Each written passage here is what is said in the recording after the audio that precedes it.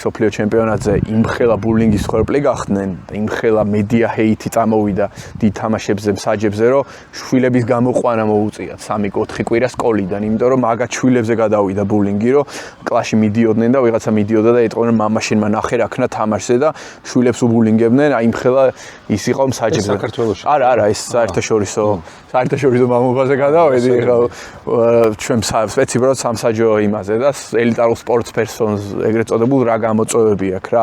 მე ნაკლებად სოციალურ ქსელში ოჯახზე და შვილებზე ნაკლებად მაქვს ეს ინფორმაცია, მაგრამ ვიღაცა სხვანაირად ფიქრობს, ვიღაცა მსაჯს აქვს შვილებთან დადებული სურათები და იციან რომ თქვენ სოციალურ ქსელში არ არის მსგავს. ხო, არ არის, იმიტომ რომ ვიცი ხალხი რას კადრულობს, ვიცი ხალხი რომ ფოტოებს ეს მართლა შოკი იყო ახლა. ვეინ ბარნსია მაგალითად ფინალის ვინც იმსაჯა, აი მესიჯები მისდიოდა წლები, რომ აი ვიცი ჩენი შვილები და დავხვდებით და ყელს გამოვჭეთ ღმერთმა, ეხლა წარმოიდგინე ისეთ რაღაცებს ვამბობ და ძალიან რთულია მამისთვის ეგეთი რაღაცების მოსმე.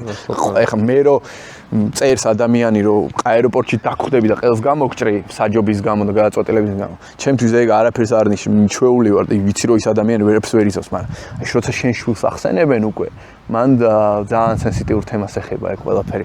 ალბათ მომავალში მექანიზმი შეიქმნება სოციალურ ქსელში, რომ თვითონ სოციალურ ქსელი გაფილტრავს ეს რაღაცებს და ავტომატურად დაიბლოკება ან რაღაცა ტერმინაცია მოხდება ამ აკაუნტების, მაგრამ აი ეს მომენტი არის, რომ როცა შენ შვილს ეხებიან, ხო, და მე ეს ისახება, იმიტომ რომ სკოლაში გიბულინგებენ ბავშვებს და რამდენიმე მსაჯს სოფლიოს დროს ეს პრობლემა შეექმნა, რომ ბრეკავდნენ სახში, რომ გამოიყვანეთ სკოლიდან ბავშვები. ეს არის კატასტროფა.